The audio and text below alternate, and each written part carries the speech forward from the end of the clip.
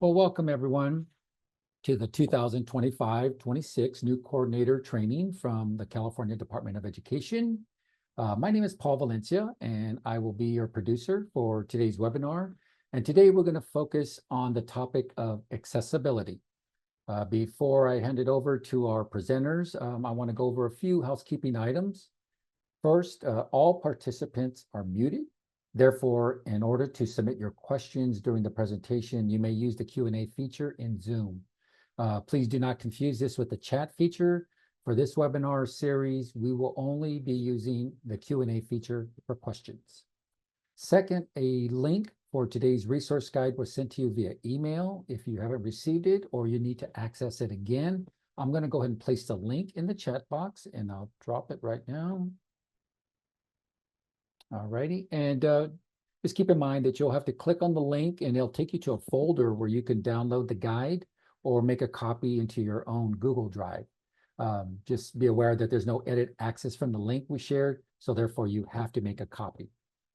And lastly, we're going to be recording today's presentation, and you'll be able to find an archive of this presentation on the upcoming and on-demand trainings webpage on the CAASPP and ELPAC website.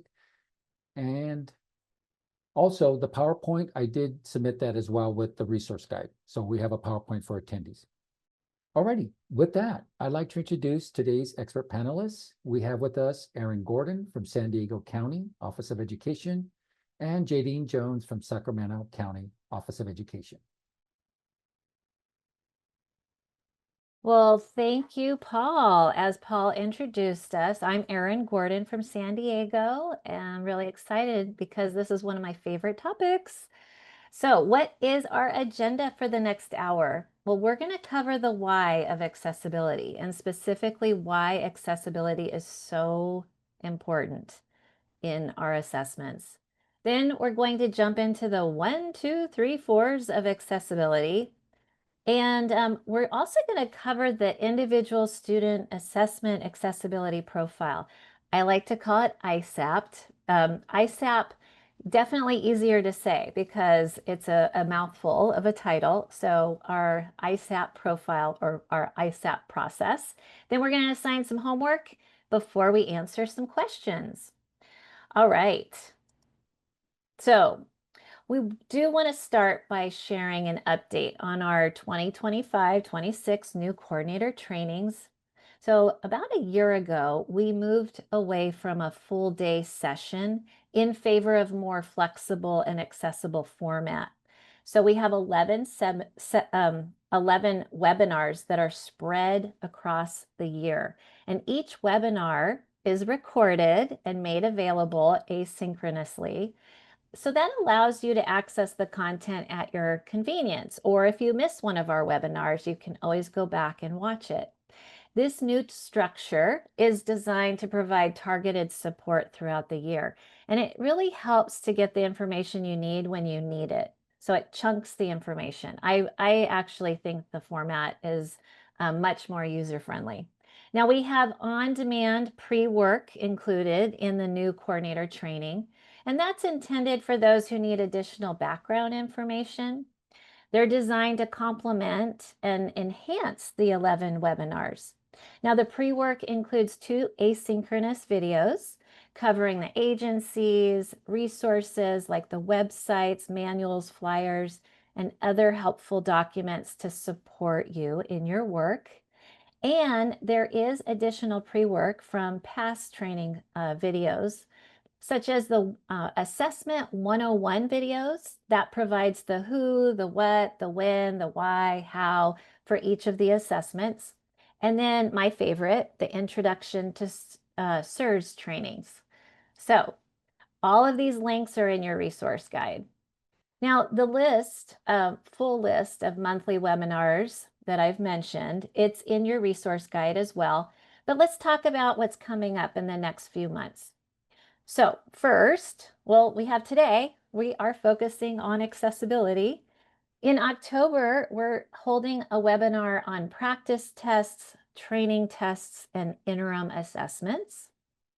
And in November, we talk about preparing for testing. And you're thinking, why? Why November? You've got to start preparing early, early and often. All right, so in addition to our training series, we want to remind everyone about a few excellent resources. And the first are the coordinator checklists. There is one checklist for each program for LEA coordinators. So one for CAASPP and one for ELPAC, as well as checklists for other roles. Now, each checklist includes an extensive list of the tasks and activities that are part of your new role. And the tasks are listed by month where they're most likely going to occur. But depending on your local schedule, your local plans, some of the tasks may occur in other months. And the great thing about the checklists is that they are in Microsoft Word, so you can customize them to better meet your needs. Now, the second excellent resource is one of my favorites. It's called the Coordinator How-To Hub. And this is a page on the CAASPP and ELPAC website. It organizes how-to resources by time and by topic, so it's very, very user-friendly. So if you're ever stuck on how to do something, the Coordinator How-To Hub, that's a great place to start. And so we've put those links also in your resource guide. Okay, we're finally here. Let's talk about our topic, accessibility. We're going to start really to help us understand the importance of accessibility resources. We're going to start with the why. Okay, so California. In California, we have students that demonstrate a wide variety of skills, abilities, and interests. They come from diverse cultural and linguistic backgrounds, have different experiences, live in different socioeconomic circumstances. So we are diverse here in California. And California's assessments were developed recognizing the diverse characteristics and needs of all students. So as a result, the interim and summative assessments include accessibility resources that ensure the tests meet the needs of all students. Now, keep in mind that CAASPP and ELPAC assessments are designed so that all students who take them, and that includes those learning English or have special needs, all students can participate in the tests meaningfully and demonstrate what they know and what they can do. And so that's what we want. All right, so chances are the resources students are using in the classroom are available on the CAASPP and ELPAC assessments. Now, the resources might look different or function slightly differently, but they are available to students to ensure equitable access. So we need to see that through line from what's happening in the classroom to what's happening on our assessments. Now, as we think about accessibility resources, let's talk about two imaginary students. First, Judy. Judy is easily distracted. And actually, that could be me. Erin, let's call her Erin. Erin is easily distracted. So Erin uses masking to cover surrounding text in the classroom during the assignments to minimize distraction. Well, did you know there is a designated support called masking that's available on the CAASPP and ELPAC assessments? So there's your through line. Next imaginary student is Javier. He is an English learner, fluent in his native language, Spanish. And in the classroom, Javier uses several different supports, language supports. Well, those same supports, like a translation glossary or Spanish dual language stack translations, those are available for the Smarter Balance mathematics assessment, as well as the CAST, the California Science Test. Also, translated test directions, those are available for CAASPP and ELPAC. So keep that in mind. We want to see that through line. It's important that the resources assigned for assessment need to and should reflect the resources the student is already using in the classroom throughout the year. Now, have to put in a plug for our practice tests. and our interim assessments. So students can practice using what we call embedded accessibility resources in the test delivery system by using our training, practice, and interim assessments. So, and another plug, the webinar next month in October, our new coordinator webinar is all about practice. So you'll need to join us in October for that. All right, let's talk a little bit about equality versus equity. So equality is not the same as equity. In the past, maybe far, far long ago, we often would hear people talk about equality in education, providing each student with the same educational opportunities. But now we are focused, laser focused on equitable education. We want to provide each student with the tools and resources they need to be successful in school. We want to see them thrive. And those needs, they vary greatly by individual students. So our goal is all about equity. Okay, so let's look at this slide that we have. Okay, with equality, we have 4 bicyclists. They all have the same bike. They have equal equipment. Well, that's a problem, isn't it? The problem is that one of our cyclists uses a wheelchair. One is very tall, hunched over on a bike that's too small. One using the bike, it looks like a perfect size. And then the last cyclist is small and trying to ride a bike that is much too big. So we really want to shift to equity. With equity, each cyclist is provided a bike that meets their needs. Equity means that each cyclist has the correct equipment they need to perform successfully. And we see this really important principle in our assessment systems with our accessibility resources. So let's talk about the 1, 2, 3, 4s of accessibility. First, one is our purpose. We have one purpose, and that purpose is very simple. When it comes to accessibility, it's all about access. Students with specific learning needs, they may require accessibility resources to fully engage and demonstrate mastery of content during instruction on assessments. We want to give students access.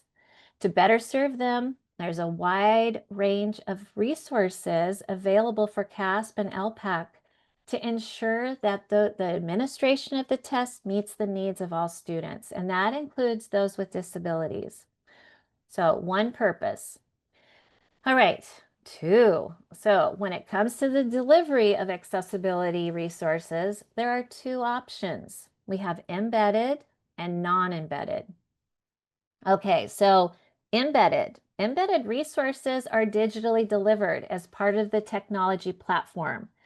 So for our computer-based tests, an example would be text-to-speech. Non-embedded resources, those are provided by the school or the LEA outside of the test delivery system. And a good example would be scratch paper. Okay, so keep this in mind. Some of our accessibility resources are available only for specific test questions or specific domains. Now, if there's a non-embedded resource shown to be for allowed or allowable items, it may be used only for the specific items for which the embedded resource is available in the test delivery system. Now, let me give you an example because that's I need to unpack what I just said. Okay, I think of calculator. Well, the embedded calculator is a universal tool, and it's available only on specific math items in grade 6 and above. The embedded calculator is also available for CAST, our science test, but let me just talk about math, the Smarter Balanced Mathematics Assessment. So we have a universal tool, embedded calculator. Now, that embedded calculator will display in the testing interface for only the allowable items. So if a student is using a non-embedded calculator, meaning outside of the interface, as an accommodation per their IEP or 504 for the Smarter Balance Math test, they can only use the calculator on those allowed items.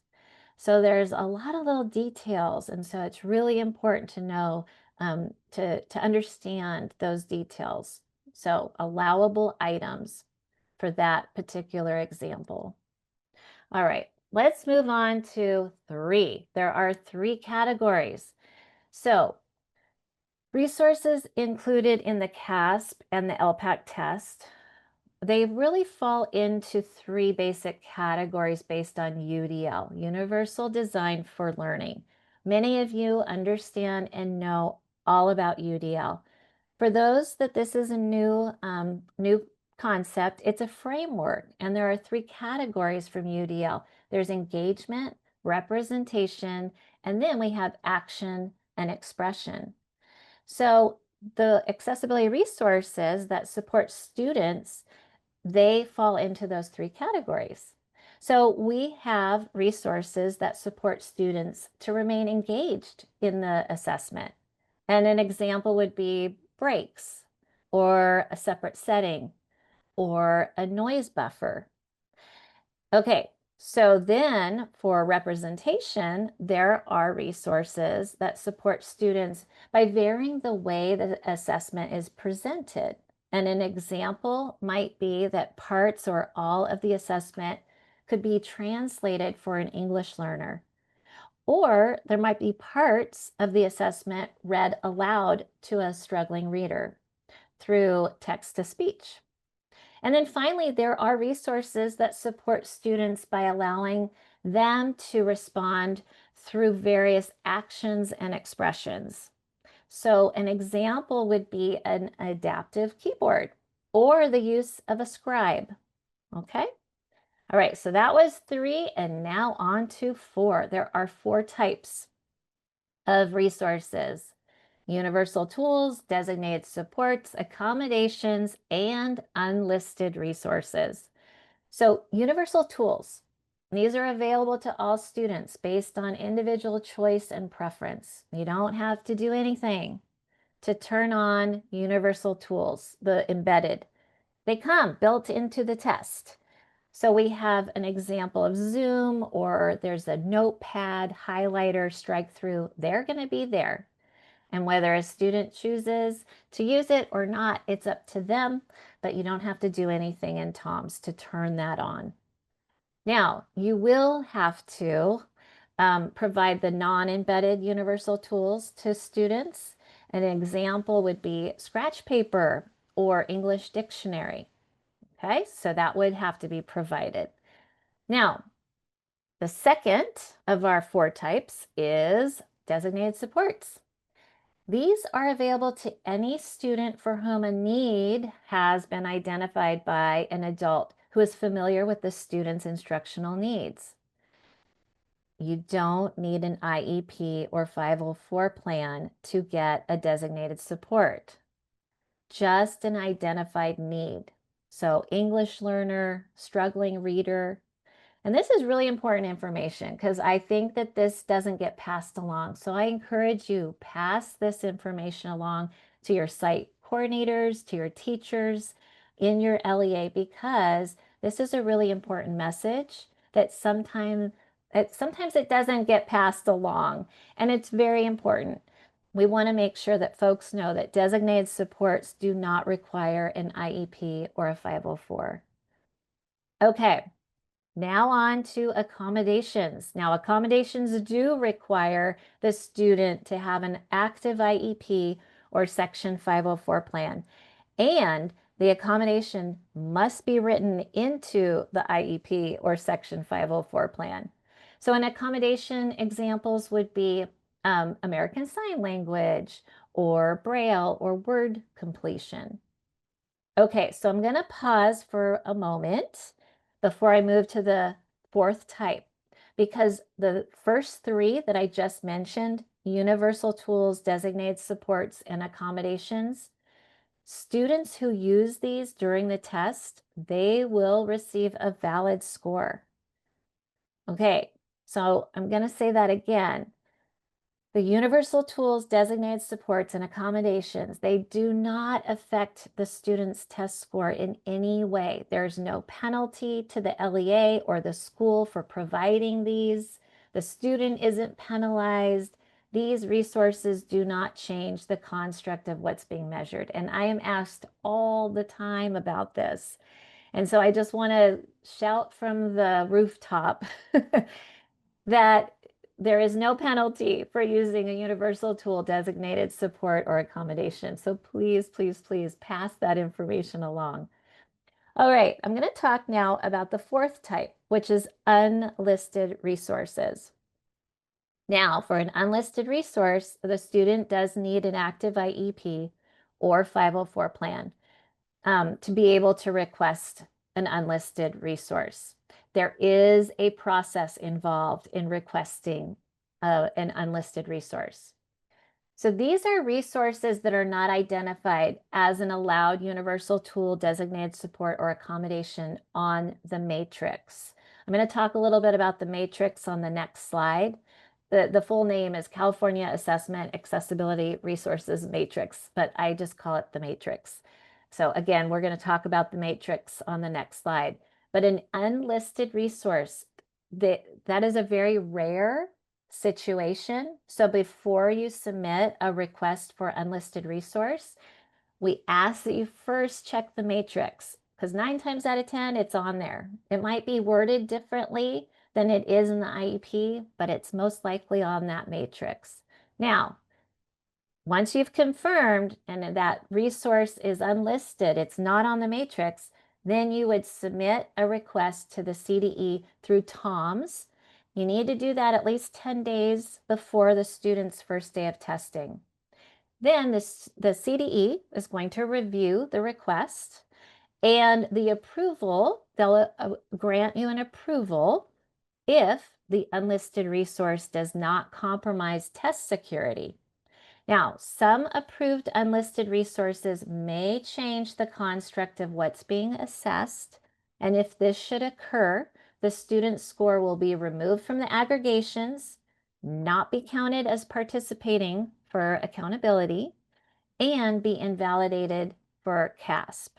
Now, for ELPAC, the student will also be assigned the lowest obtainable scale score. We call it a loss. If you have any questions, I know that was a lot of information, and for something that's very rare, if you have any questions, I encourage you, reach out to your success agent, and they will be able to guide and help you if you have questions about the unlisted resources. Okay, the matrix, which I mentioned, California Assessment Accessibility Resources Matrix. But again, it's such a long title, just call it the matrix, and we all know what you're talking about.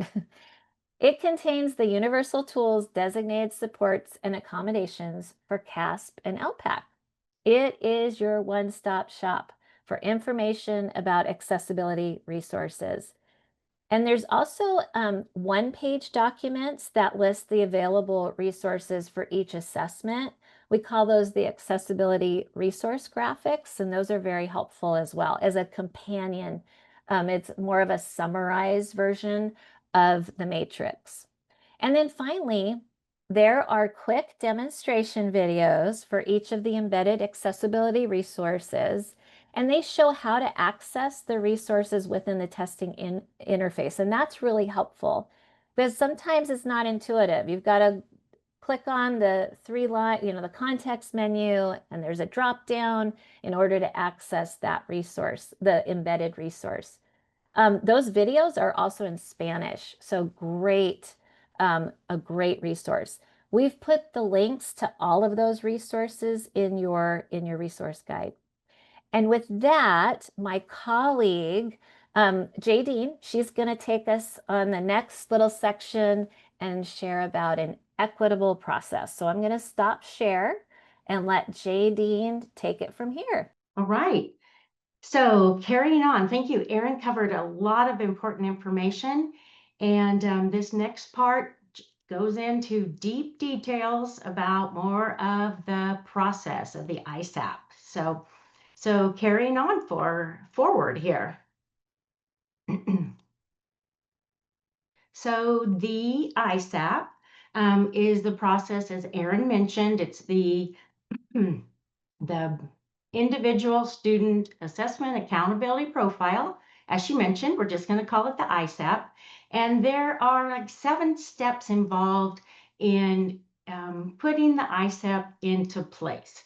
There's a customizable process that helps educators establish the system for providing appropriate accessibility resources for the students.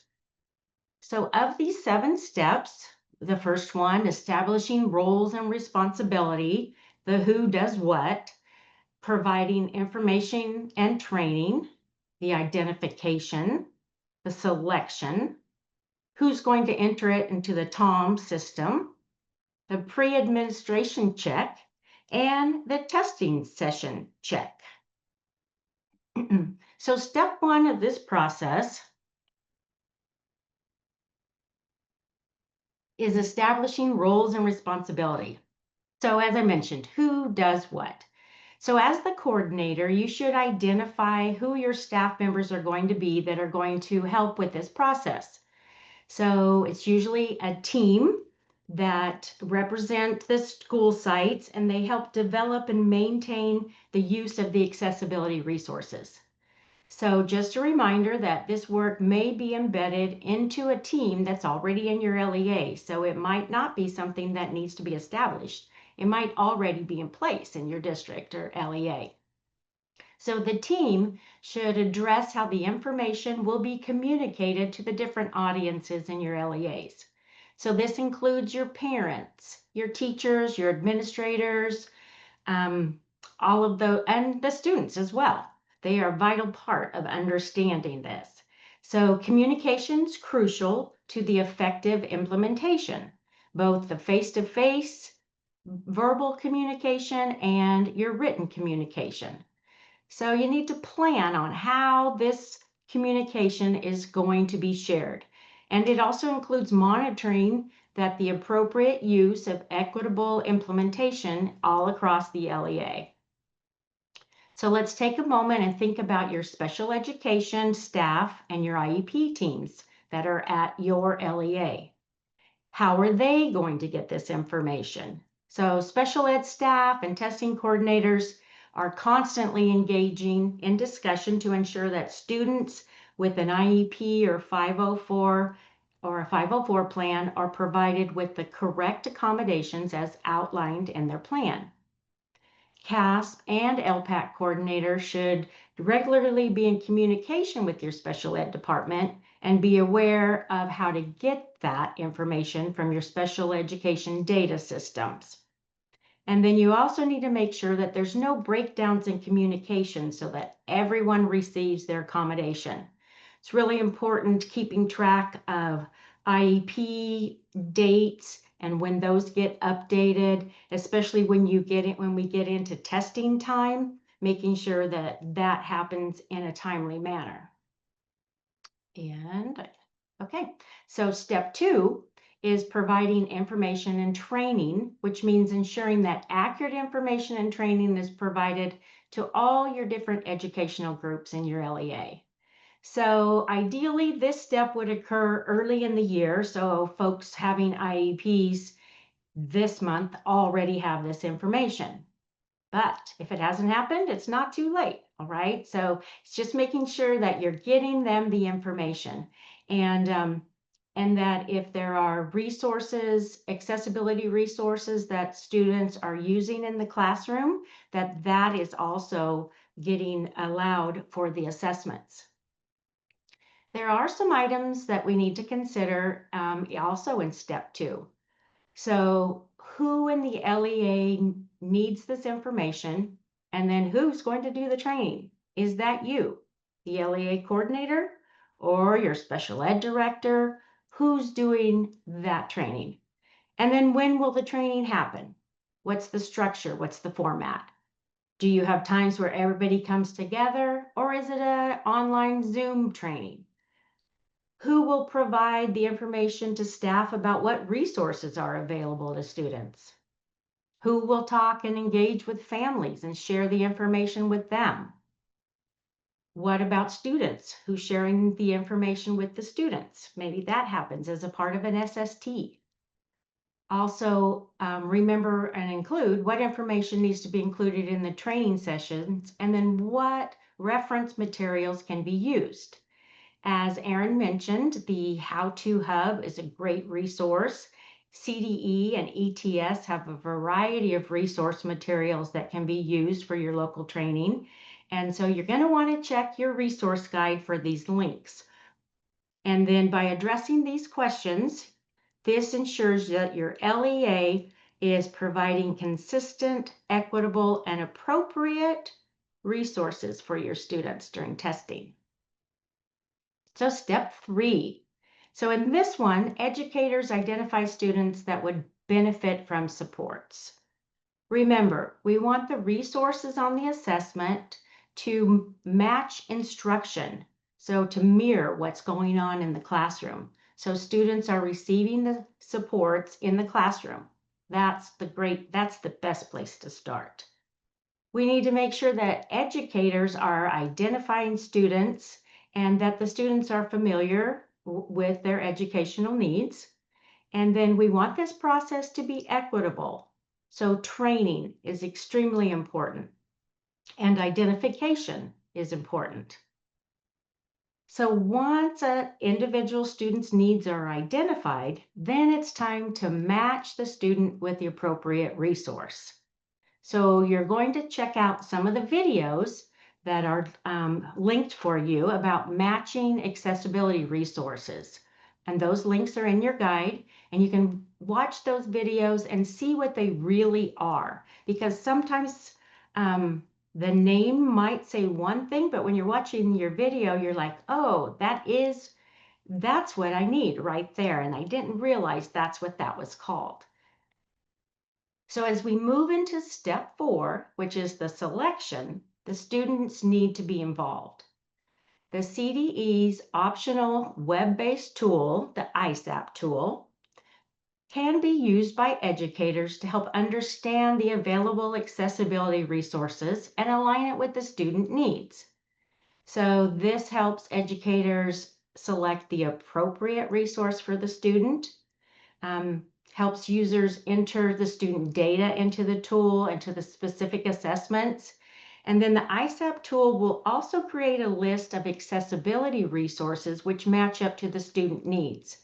So I recommend that you go in and check out the CAASPP tool, and you can put in the different needs that the student has, if they have a visual impairment or if they have attention deficit, and you can click the different boxes in there. And then the tool allows you to see some of the options that could be a good fit or a possible resource for your students. So don't forget that there's a link in your resource guide for this. All right, so step 5. This is TOMS, or the Test Operations Management System entry. So you've gone to all this work, and you figured out the best supports and accommodations, and they've been identified for the students. So now you need to figure out how to get them into the system. So this can be done manually or in bulk. This was also a question that was asked in the Q&A. There are videos on the Coordinator How-To Hub that you can look at that show you how to do it. This process is in TOMS under Users, and there is a template for this.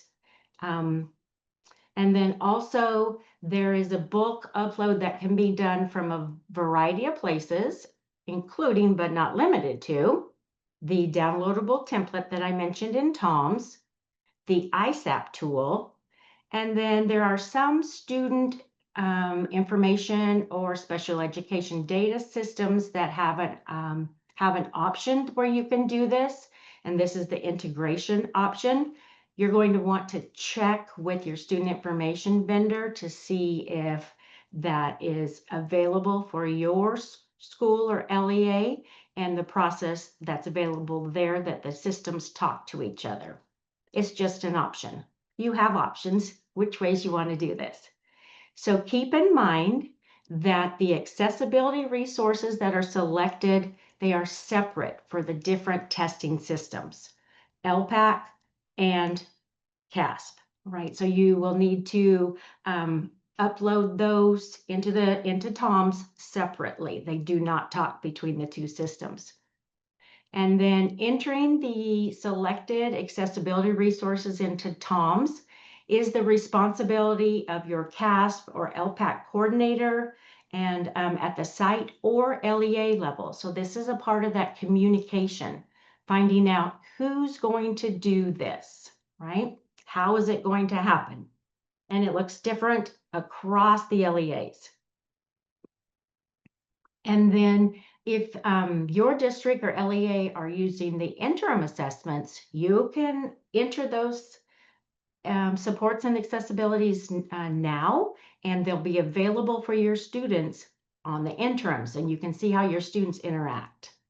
So the biggest takeaway from this right now is that you need to know what process is in place at your LEA, and if there isn't one, it's time to develop one and figure out how to move forward with this.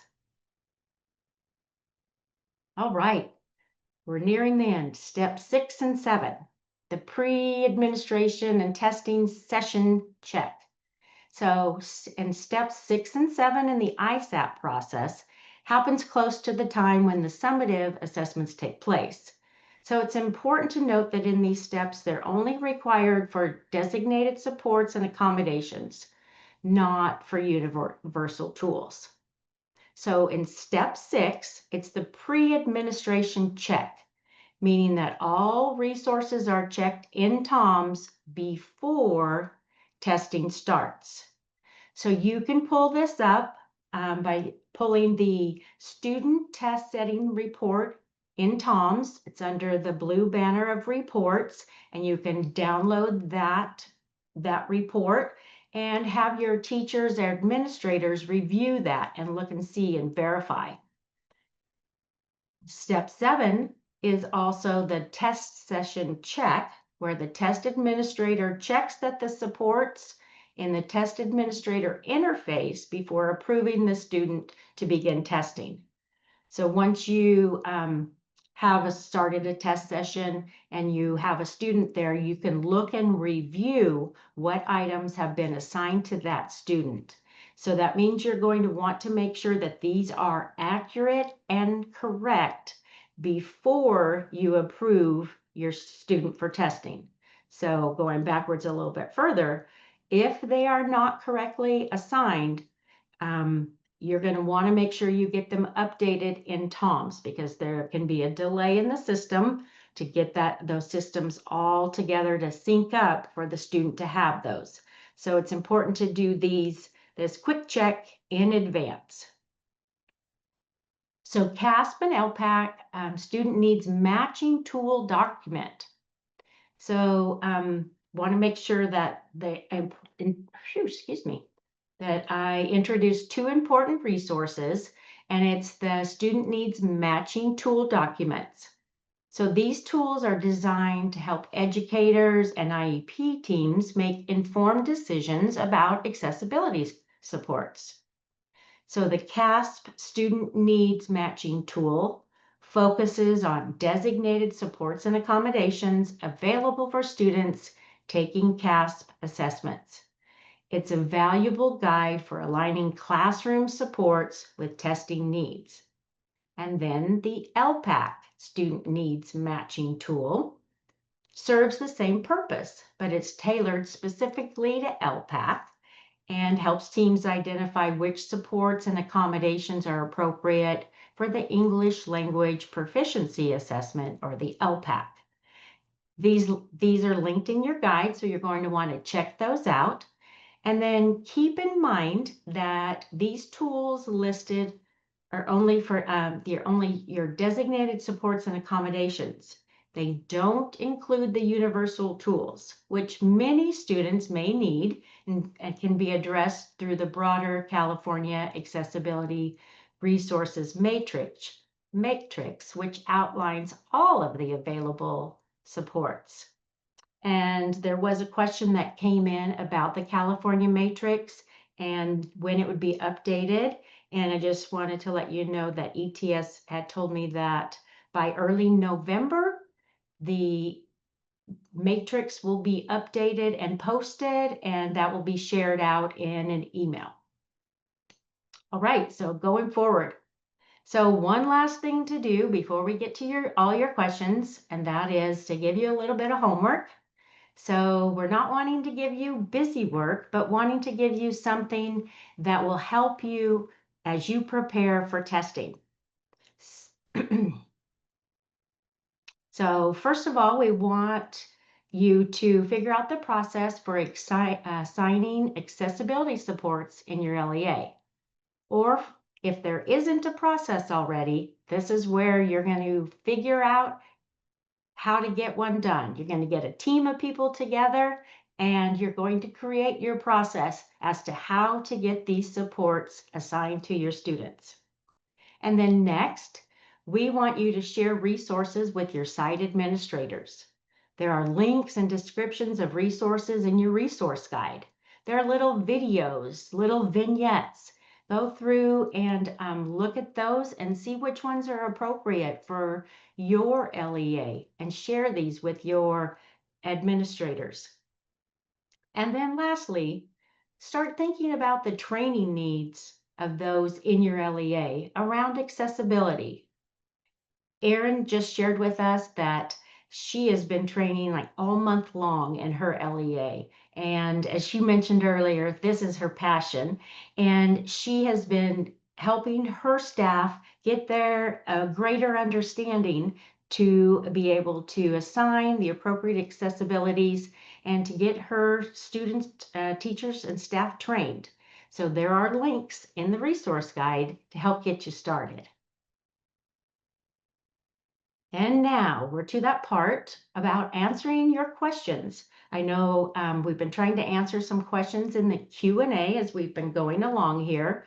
So let's spend a little bit of time here going forward addressing some of the questions that have come in. All right. Thanks, Jadine. There is one, I'm going to go through some of these and we can answer together, but one really important, that was asked about a mass import for accommodations designated support. So all of the test settings, designated supports and accommodations need to be uploaded into TOMS. Well, there is the ability to do one at a time or do a batch upload. And so, yes, you can do a batch upload. And then I put a link to, there's a really great video that shows how to do that. So we've put the link as an answer to your question. Okay. There was a question, Erin, and I didn't know if possibly you might want to help talk this through with me about a student who is saying no and will not go with the examiner after multiple attempts. I'm guessing this might be initial ELPAC. I'm not sure of the person who asked the question. But what do they do? And so it says there are no accessibility resources that go with refusal to go with the one-on-one. So yeah, so with the ELPAC, you want to document when there is a barrier to assessing the student for whatever reason. But I would also encourage a conversation with the parent if possible. And so trying your best to do all of the things that we do in education at a school site. And again, document. And so yeah, there's not a silver bullet for this.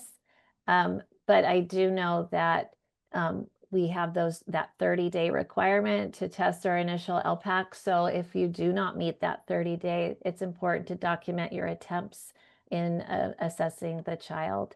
And again, I would pull in the parent or maybe an adult on the campus that's familiar with the student, that the student Oh. might trust, and try to pull in all the tricks that you might have to help that student feel engaged in the assessment, because something obviously is going on there. So best of Right. luck with that. And I love that. I love the idea, Erin, about possibly another individual that's on campus that the student feels comfortable with. And just make sure if that someone is going to be present, that you're doing that non-Tom's form, like another staff employee. But it document, right? And there's a question about an error with the SACE to Tom's upload. I'm going to defer you back to your SACE or your SIS vendor, and or potentially the your ETS success agent who can help you with that. Oh, it says not valid for CAA. So it sounds like you might possibly have selected something that is not available for the student. Maybe you selected something that could have been for CAA and the student's not CAA. So it takes a lot of digging into those reports and to the errors to figure that out. But I know your success agent will be able to help you with that too. And if you need help finding your success agent, we can help you do that possibly near the end as well. There isn't JD, and there's a question, does the designated support, because remember, designated supports don't require an IEP or 504 plan. Does a designated support have to be assigned by an educator? And really, it needs to be indicated by someone who knows the student's need in the classroom. And so most likely the teacher is involved in that decision of assigning a designated support. Having said that, depending on the age, I really do encourage folks to include the student in the decision making as well. And so that they have agency and they have ownership over the supports and understanding what they need in instruction as well as on the assessment to remove those barriers. But I do have to say that it does require a site coordinator or LEA coordinator to actually get the designated supports into TOMS. So keep that in mind about all the people that need to be involved in the process. But in terms of knowing that child, being familiar with that child and their needs, most likely that's going to be the teacher, the classroom teacher.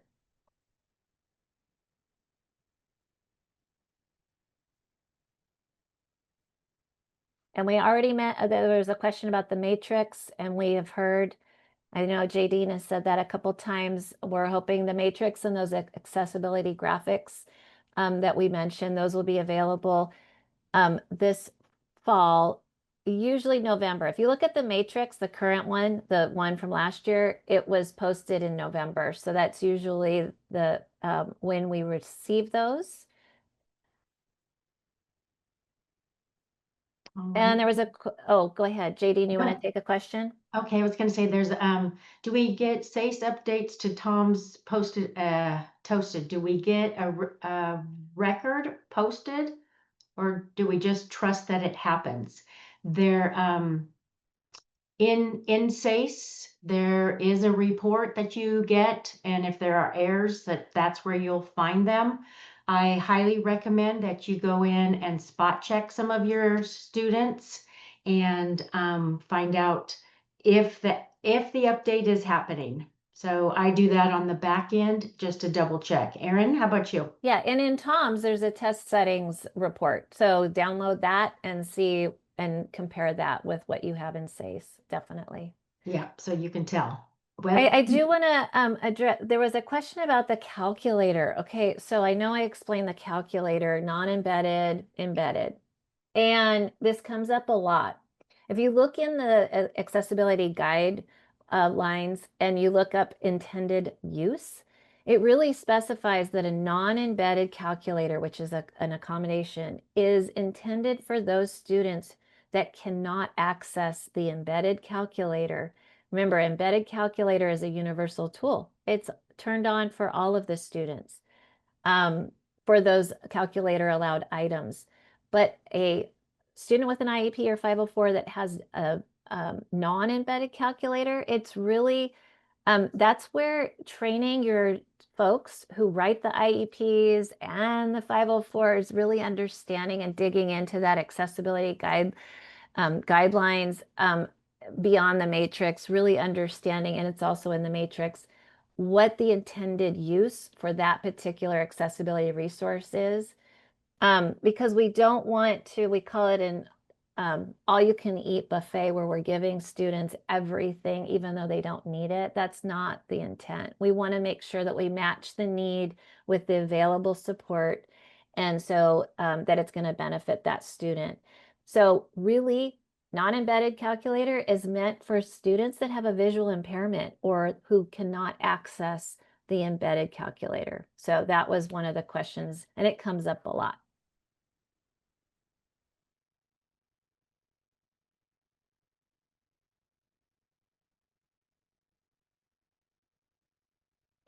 Oh, and it looks like, I think this is Catherine sharing about the error from the SACE to TOM. Sometimes a student is not listed as special ed in TOM, so therefore it will not accept that assignment for accessibility. So that's it. Thank you, Catherine, for that. That's a good recommendation to the individual that was asking that and getting those errors. There were also about 3 different questions about language supports. And so there's various language supports out there. And I recommend looking at those demonstration videos because there's stack translations for Spanish. And it looks very different than the glossary translations, which are in different languages, but it's a word and you hover around, it has like a little frame around it. So looking at those videos, you can actually envision and see what it looks like in the interface and get familiar with those, with the practice and training tests or interim assessments before assigning. And that's the best thing. Part of that ISAP process is actually testing it out for if it's effective, if it's appropriate, have the student test it out, because it might be something that it doesn't really help them, or it actually it's something that distracts them from the assessment. So testing out these accessibility resources, the embedded accessibility resources before assigning is always a good practice. And again, involving the student in that decision-making process. But I recommend those demonstration videos for all of the different translation supports or language supports that are available that are embedded. Then it helps clarify what each one looks like in the interface.